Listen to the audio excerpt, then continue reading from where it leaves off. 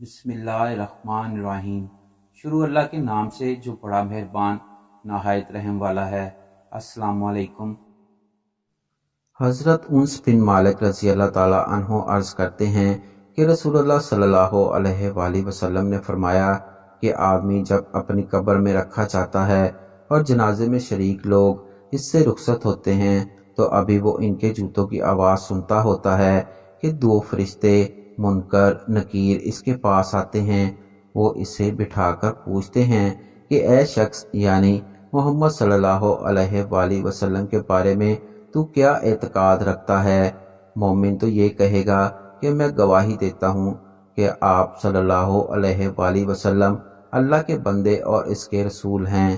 اس جواب پر اس سے کہا جائے گا کہ یہ دیکھ اپنی جہنم کا ٹھکانہ، لیکن اللہ تعالیٰ نے اس کے بدلے میں تمہارے لیے جنت میں ٹھکانہ دے دیا۔ اس وقت اسے جہنم اور جنت دونوں ٹھکانے دکھائے جائیں گے۔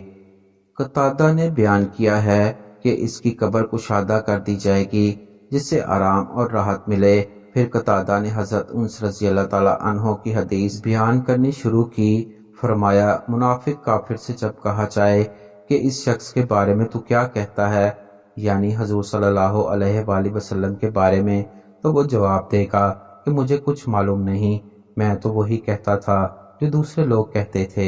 پھر اس سے کہا جائے گا نہ تو نے جاننے کی کوشش کی اور نہ سمجھنے والوں کی رائے پر چلا۔